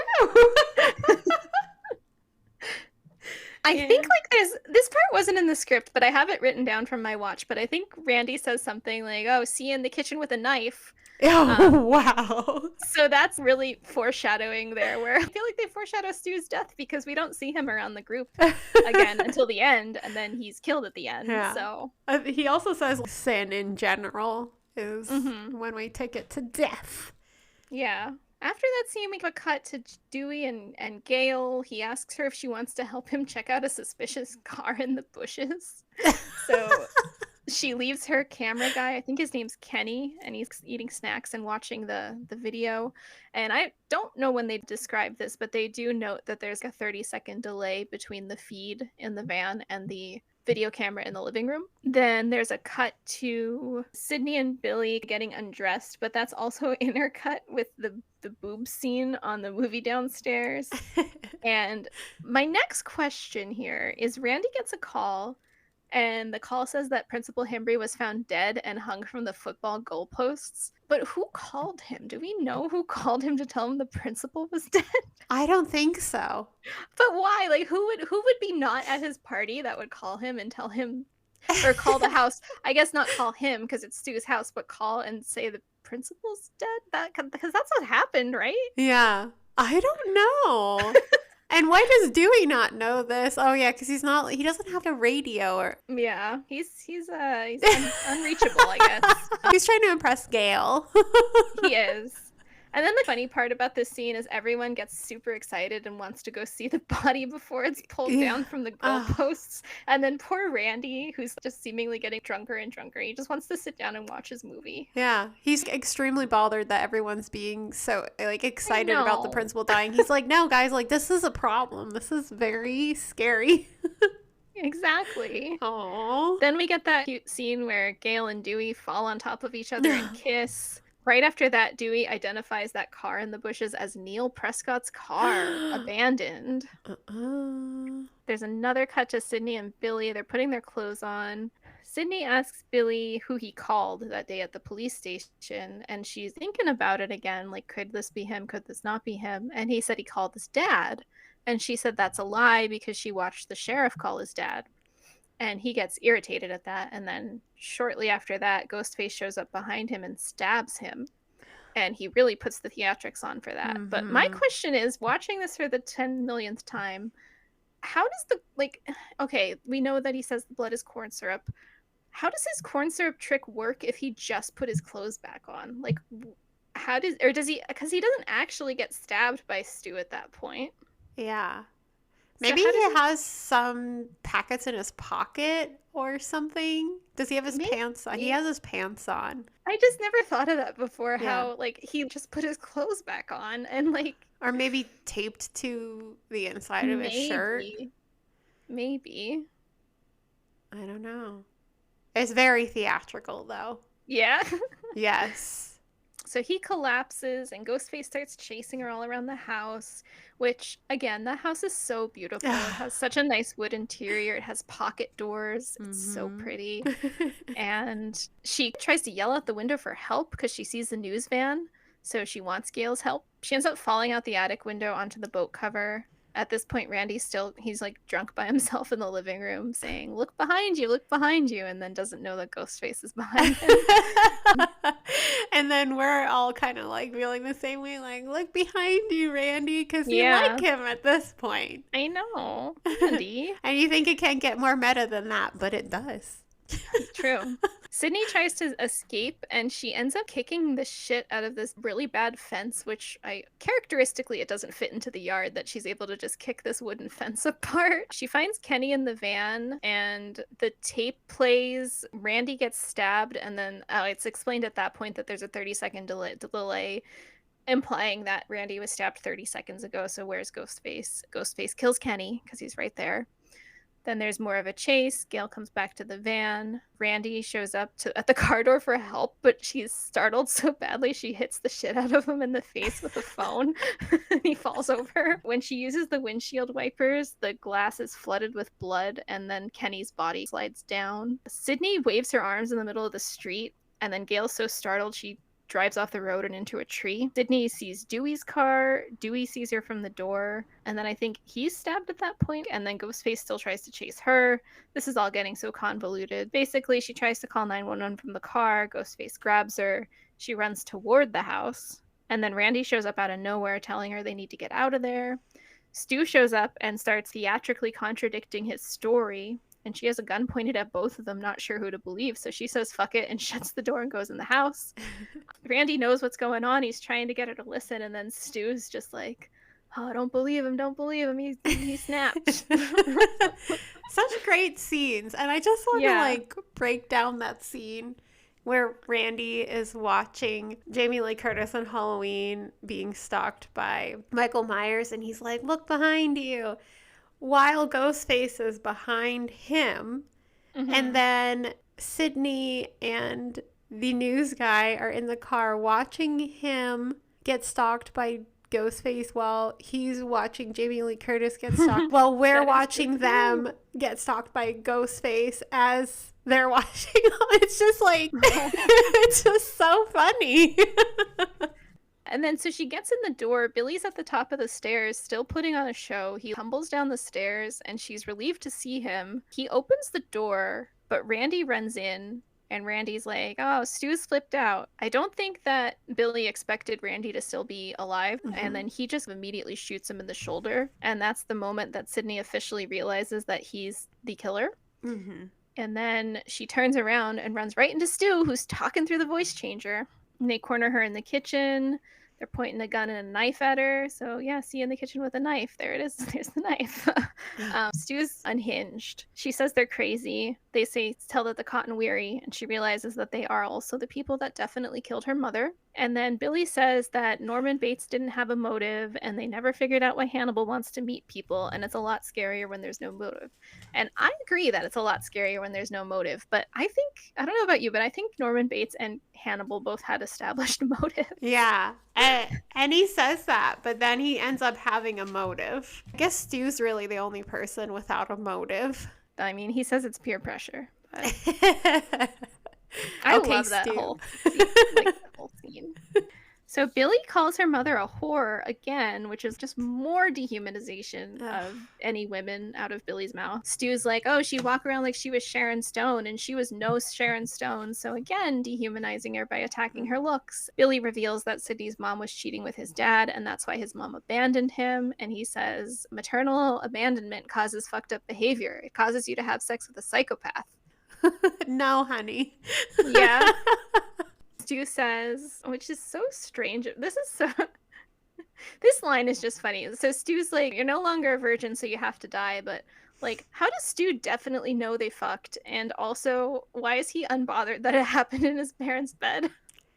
I think Stu is trying to make this happen. Like, he wants them to have sex. Yeah. So I think that's like a big part of their discussion is like, how can we get Sydney to have sex with me? They say they have a surprise for her then. And I love when Stu has this line. He says, "It's a scream, baby." And then he pulls her father out of the closet. He's duct taped up and bound. And they explained how they're going to frame him. And then at this point, it's officially 1 year ago that day that they killed her mother. Stu and Billy have this plan where they have to stab each other, but not fatally, so it could be like they were left for dead. It's just so funny the way Stu is so hurt by it because Billy goes way too hard at him, and then he goes way too hard at Billy, and it's so funny. But when he turns around, he realizes the gun is gone, and then Gail appears holding the gun. She ends up not taking the safety off, so she can't shoot it. Billy kicks her out the front door. Another thing that I like about this movie that I feel like they break the norm in is usually when someone has a weapon, a lot of the times they'll just like kind of discard it and end up needing it later, but it's not there. Like, they'll just kind of use it and toss it to the side. And you're like, what about that weapon? I feel like they're very conscious of all the weapons in the scene, of all the characters, what rooms they are in, and what rooms the weapons are in, too. Which makes it feel like a game of Clue almost. It's like... Right. That's true. That's so true. But it's so well executed. And I read that this scene was a nightmare to shoot because they shot it over the course of, I think, like 20 days or something. And it was so bad they even had a nickname for him. The longest night in horror history. And they made t-shirts that said, "I survived scene 118. Oh my gosh. I did not know that. I love that. Yeah, it was shot over the course of 21 days from the time sunset to the time it rose. I was watching a few Matthew Lillard interviews, and he seems almost embarrassed of his performance in this scene, which I don't agree with. I think he's excellent. But he seems to think he was just so extremely over the top, and he basically says, if I was looking at someone else do that, like, I would tell them to tone it down. I think it's perfect because Stu is not normal in that entire movie, and you can tell that he has that potential to be wildly unhinged in him, and it makes sense. But I love it. He was like frothing at the mouth. It was incredible. I know. He gets so wild. Yeah. After that, Sydney's using the voice changer on the phone. She said she's gonna call the cop. Billy is going off the deep end, and this part does make me laugh where he goes in the living room and just starts stabbing the couch cushions that are full of feathers. And then there's just feathers flying around, and yeah, I love that part. It's giving Kyle energy of like punching a hole in the wall when you're in the drywall. So good. Billy again starts calling her a bitch over and over, and then eventually she pops out of the closet, stabs him with an umbrella. Well, Stu and Sydney get in a fight, and then that's when she throws the TV on his head. But there was a difference here in the script where Randy's actually in this fight, and he clobbers Stu with a VCR instead of a TV. So it's not a TV that kills him, but Randy beats him with a VCR, which I think is funny for Randy because of Randy being the movie fan. But I'm ultimately glad that Randy wasn't actually in the fight because I think that diminishes Sydney's strength and then her effect of her winning at the end. Billy tackles Sid trying to choke her, but then she starts putting her fingers in his chest wound, which causes him pain and makes him knock it off. And then Gail shoots him. Yeah. Redemption for Gail's character. Yep. They all stand in silence, and then Randy's like, "Oh, this is the part the killer comes back for one last scare." And she says, "Not in my movie." And Billy jolts, but then she shoots him right in the forehead. And in the script, she also shoots Stu in the forehead. So Stu doesn't die from the TV. He gets a bullet to the forehead as well. Oh, wow. And there's actually this part in the script that they cut out, which I'm glad, because I don't think it's consistent, and I think it does diminish Sid's power. But I'm just going to read this part really quick. So she shoots him in the forehead, a clean and perfect shot. Then she aims the barrel at Billy, whose eyes suddenly open, blinking up at her, blood bubbling from his lips. He's not yet dead. Their eyes lock. And then Sydney says, And this Billy stud bucket is for having an incredibly small weenie. Stop. And then she shoots him in the head. Oh my god. That is so funny. I kind of wish they left that in. I'm glad they didn't. I think it would have taken away the gravity of that scene where Sid is so admirable and so strong that I think that would have added a little bit of tackiness that might have taken away from it. Yeah, and I love that they had both Sydney and Gail kill them. It's like a bonding moment for them because they're always bumping they had heads. A truce. Yes, yeah, so that was really nice. And just getting crushed with the Halloween playing on the TV is just so satisfying. It is. Then the very last thing that happens, like her dad, they untie her dad. At this point, fucking Randy. So it's obviously hinted throughout the movie that Randy's kind of like hot for Sid a little bit. But I think they tone it down in the movie compared to the script. But then Randy asks her on a date to go see a movie. And I hate that so much. I'm so glad that's not in there. Yeah. Sydney went through more trauma a year after a major trauma. And then fucking dude is like, hey, let's go on a date. Ugh. So in a way it's interesting, but at the same time, again, I think that would have diminished Sydney as a character if they had that in, so I'm glad it's not. Then the very last thing, it's daylight. We see Dewey taken in an ambulance. There's a news report playing, and then it zooms out. But I also read that Dewey was supposed to be dead, and that was kind of an afterthought that they put him in the ambulance. I like that Dewey ends up coming back. I like Dewey. I do. David Arquette is so great as Dewey. He's great. So yeah, that's Scream. So what are your thoughts on that last section? We still have so much to go through, but I feel like that's our final consecutive summary bits. Yeah, it's just such a great movie. It's a fun movie. I think it's a movie for horror movie fans, but it's also a movie for people who don't like horror movie because there's a lot of criticism of horror movies in there. Right, and Sydney is that plant that doesn't like horror movies, whereas some of us feel more like Randy. And I don't know if this is intentional, but I also like how when Stu dies, he's getting crushed by the horror movie, and it's kind of like, I feel like that symbolizes them like breaking out of the horror movie norms. Which was I do really like cool. that. It's just like very diverse cast, really interesting characters, a story that keeps you on the edge of your seat, and very action-packed. It's just a great movie. I love it. I agree. I have so many thoughts about like the strength of the women characters as well as the hate of the male characters in this movie and how that translates into how the audience perceives it. I actually found this Reddit comment from 6 years ago on the horror subreddit, and unfortunately the user deleted their account, so I can't see what their username was, but I'm going to directly quote it. They say something about how the least virtuous woman is still more capable than the most virtuous man. So like Gail is depicted as this like shitty feminine stereotype, but also like a vulture kind of reporter.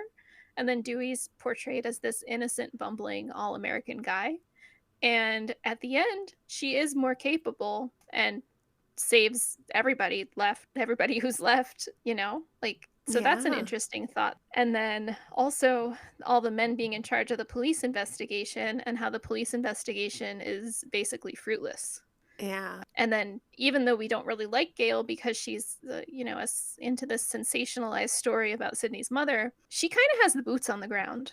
Like she's the one that's convinced there's still a killer out there. So even if we don't like her at first, she has more of a suspicion than the small town cops do. So she's onto something.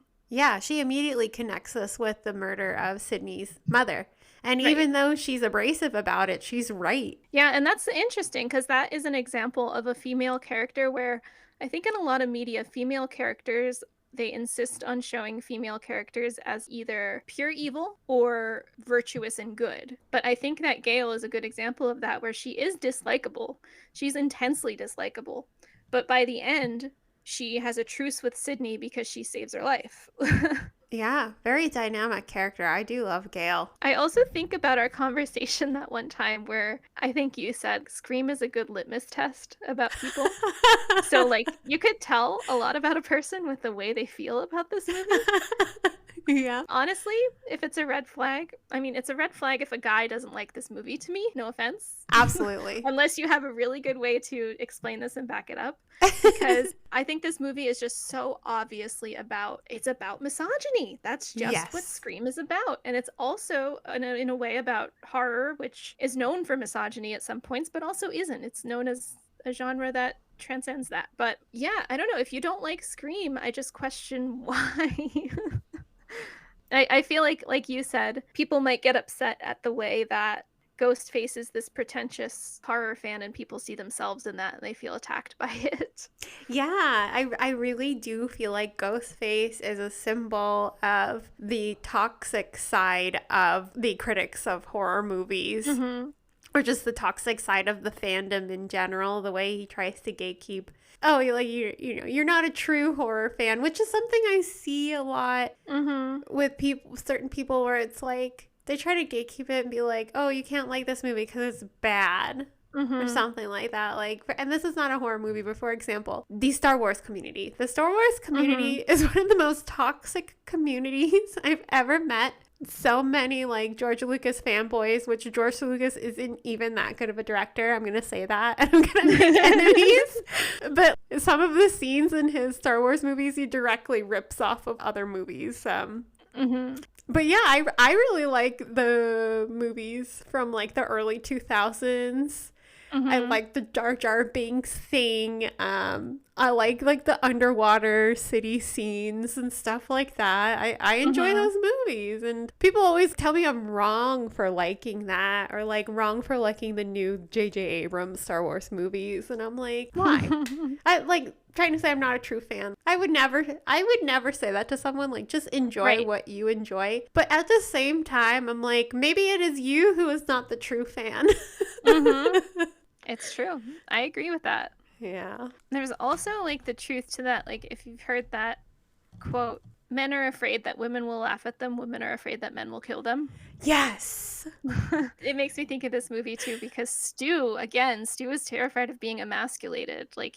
Lunchtime conversation, and Billy just clearly also just hates women. What's the worst thing? I don't know. And obviously it's not true in every situation. I feel like I shouldn't even have to make that disclaimer, because if the shoe fits, the shoe fits. If it doesn't, then it doesn't. Yeah. But I also think about how many times, and I'm sure you relate to this too, how many times have you ever been talking to a guy, getting ready to go on a date, and then you find out that you might know somebody that knows him, and then you ask them what they know about him for your own personal safety? Oh my God.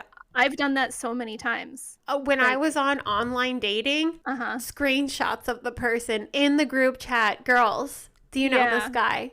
Right. Tell me about him. I'm asking them for their last name. I'm Googling them. Right. It's scary out there. You really need to make sure. And the things that I have found will blow your mind. Right.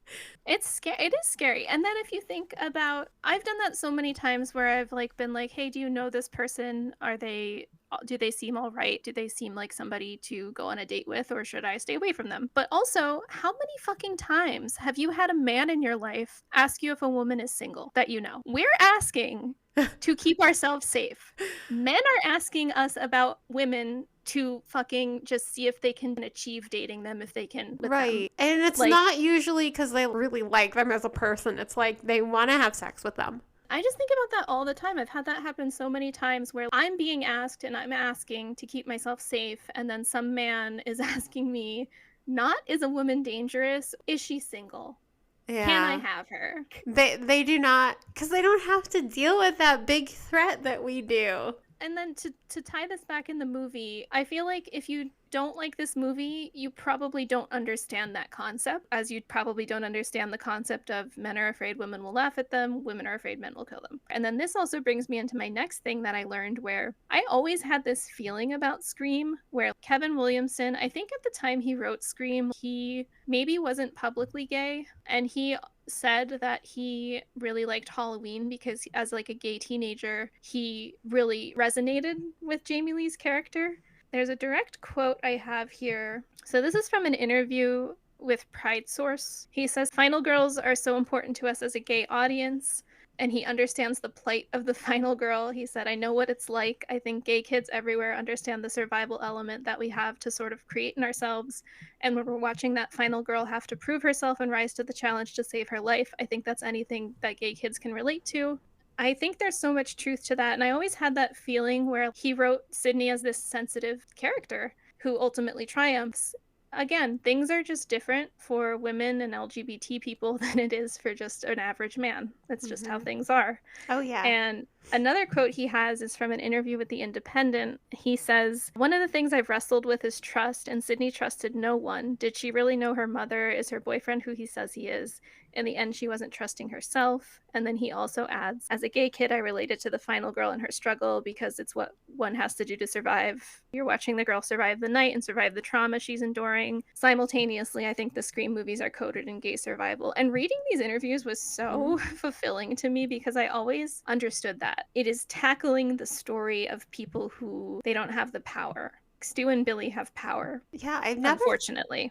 I've never thought about it in that way until you mentioned it, and I can definitely see that. And I understand that. That's great.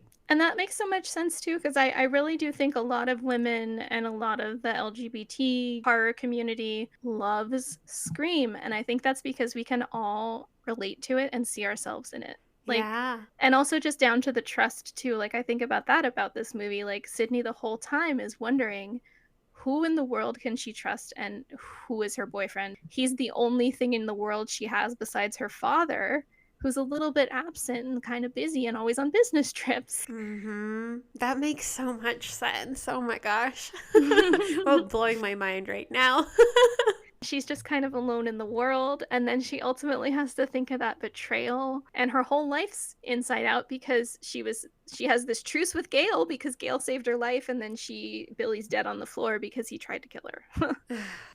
I wanted to add too that I guess we're not saying that men don't experience, like straight men don't experience certain dangers or things that we struggle with, but just not in as big of a scale as we do. Some of my male friends don't think twice about walking around town at night or driving alone at night, and then me or you might think twice about it. Yeah, I will not leave my house at night and walk around the city without another person with me and a weapon of some sort. I just won't. And I've had guy friends that they just wander around town at all hours of the night and they don't think about it. And I'm like, man, that would be so nice. I would love to do that, but I can't.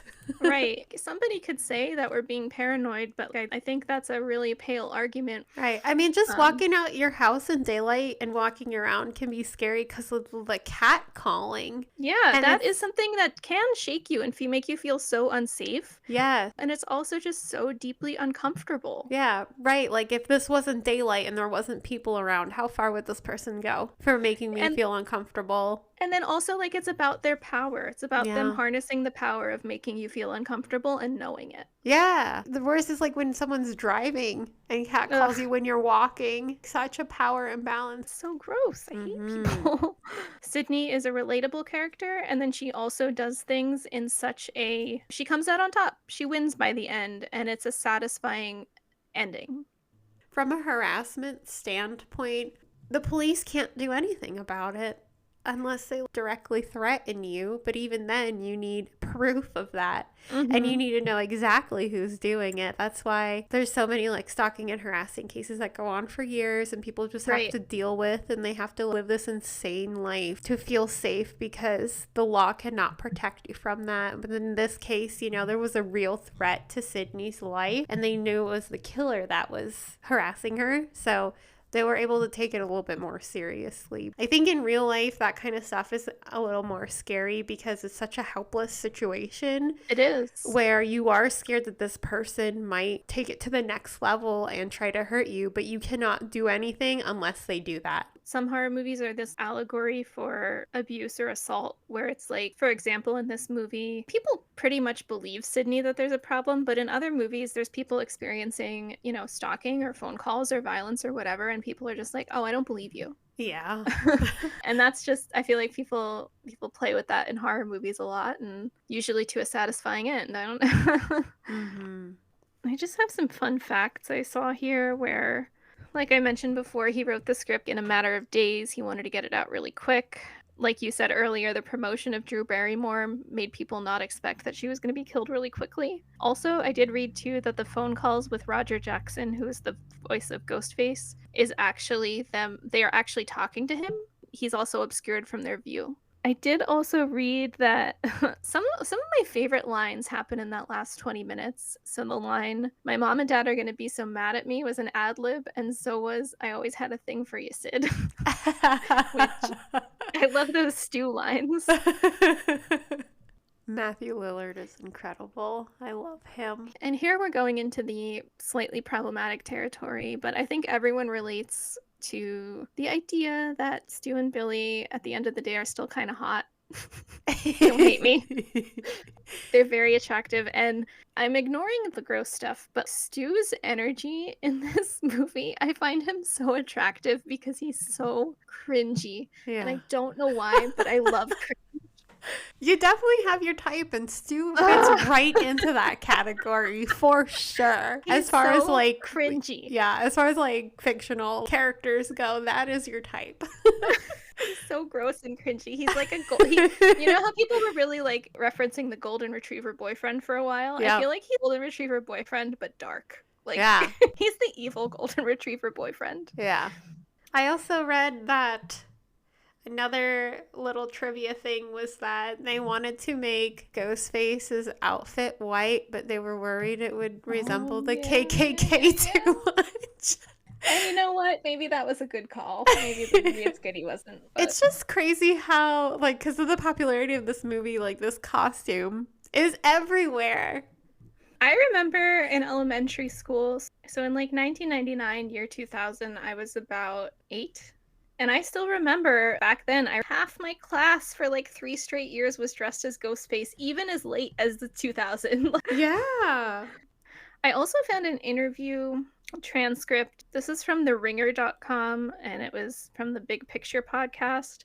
So there were some tidbits in there that I found interesting. Skeet, in that interview, he said how Wes Craven is such a gentle and present director. They also say how he was like a father figure. Aww. He would bird watch on set. Oh my god, that's adorable. And do like crossword puzzles and stuff. Oh my god. I did read that Rose McGowan said that this was like her most pleasant filming experience. I think I read that too. I think that's so nice. Aww. It seems like the whole crew just had such a good relationship with each other.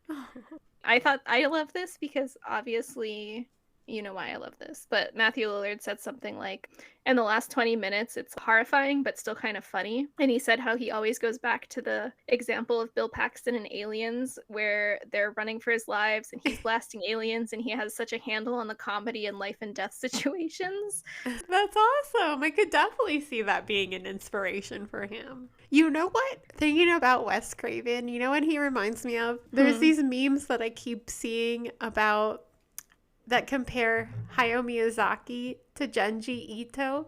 So Hayao Miyazaki... Yes, I've seen those. Yeah, Hayao Miyazaki does all these like really fantastic Japanese children's animations that are like... And then he's just depressed and chain smoking. Yeah, he's just like depressed and chain smoking all the time. And they're so like lighthearted and fun and beautiful movies.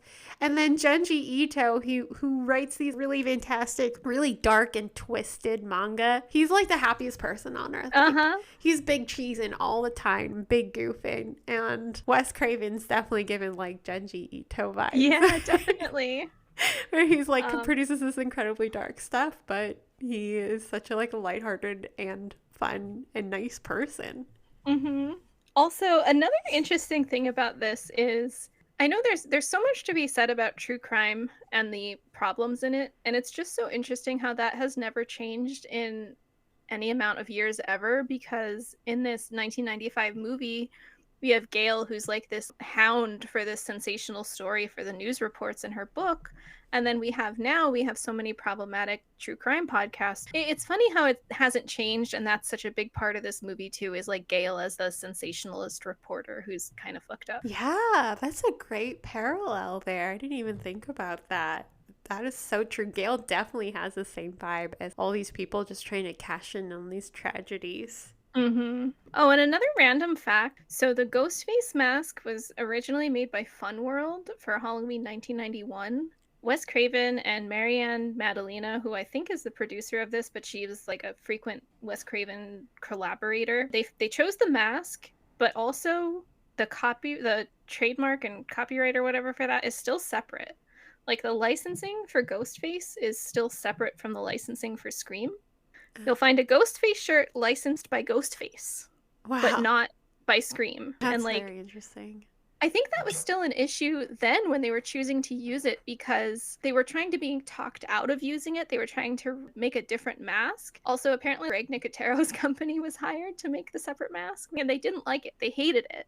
So they ended up using the Fun World mask. This would be my holy grail if I ever found it. But if you find a pre-1995 Fun World Scream mask, Ooh. it's worth thousands of dollars. Oh my God. That license holder still makes them, but the ones before the movie, those are worth so much money. I just want to mention about how game-changing this movie was for the horror genre. It just created like its own subgenre of horror, basically. Right, and Kevin Williamson, he went on to write The Faculty, I think. Oh, that's such a great movie. Ugh. And then he adapted I Know What You Did Last Summer, which is, I think, is that a Lois Duncan book? In my opinion, neither of those scripts are as good as Scream, which is the one that it was the first one he got into a movie, and he wrote it in days. I agree with that. I Know What You Did Last Summer. That's a fun one, but it is. Scream is so it's on a different level. It's so good. It is.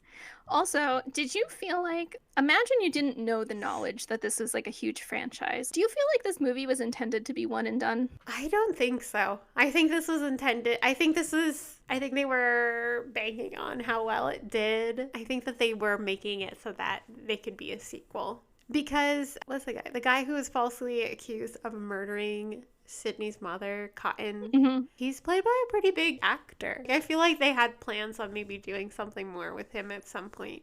But I don't know. What do you think? I don't know. I kind of get the feeling that it was maybe written as a one and done, but by the end, especially knowing that they didn't kill Dewey, they decided at the last minute to not kill Dewey. That was definitely a fail-safe to say, well, we can come back to this, and if we do, we can have Dewey. Like, yeah. And they one of the characters also says, like, oh, if you die, you're not going to come back in the sequel. Oh, yeah.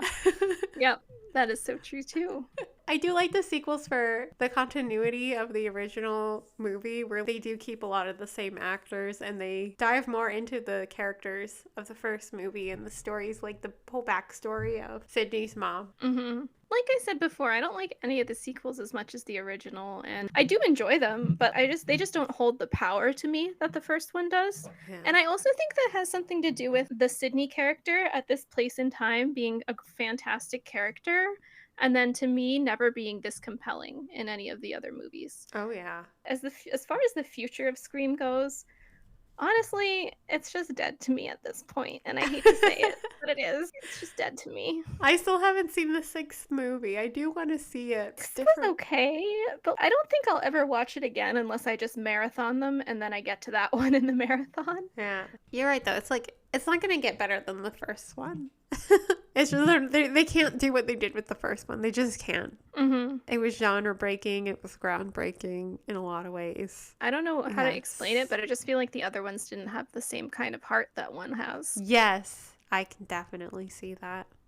I do wonder why people like this movie so much. Everybody has all their different reasons. Yeah, let us know. If you really like Scream, let us know the reasons why you like it. We'd be very curious to see. The other thing that's kind of cool about it that I think about sometimes is the fashion in it, which is very 90s. And the movie feels very 90s, but at the same time, to me, it doesn't feel super dated. Yes. It's not something that I watched and I'm like, oh my God, that is so 1995. It's so ugly. Like, yeah, I don't feel that way about it. So yeah, I feel like the fashion in that movie is very good, very timeless. And man, again, Tatum's skirt is so good. I love it. Just every Rose McGowan outfit she ever wore in a movie or a show. I want it. I read somewhere that Rose McGowan didn't want to do horror movies after this because she didn't want to get typecasted as a scream queen.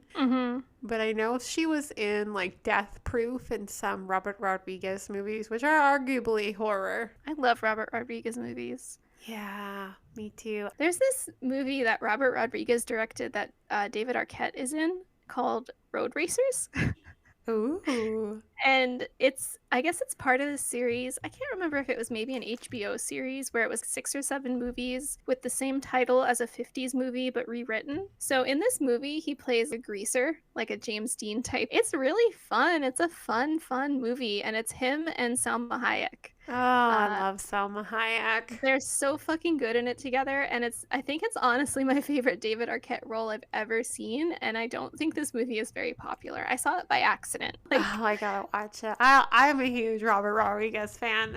Anything he does, I want to watch it, and Salma Hayek too. So this one's gonna be on my radar. Let me see what year that was, because I think that was the role that got Salma Hayek involved with other like Robert Rodriguez movies, like From Dusk Till Dawn. Yeah, Road Racers isn't a horror movie, but it's really just campy and fun and weird. And I love David that. Arquette is such a cute guy in it. Oh my god! And then he's covered in blood by the end too. So I don't know. Do you have anything else to say? No, not really. I think I got it all out. Only took 2.5 hours. That's true. That was a long time. We were expecting this one to be a long one, so I was prepared, but I feel like we covered everything. I agree. All right, guys. Well, thank you for listening to us talk about Scream for 2 hours. It means a lot. Thanks. Have a good night. Bye. May your DVDs never be scratched. May your VCR never be hungry. May the film reel never break. Thanks for listening. Stay tuned for more.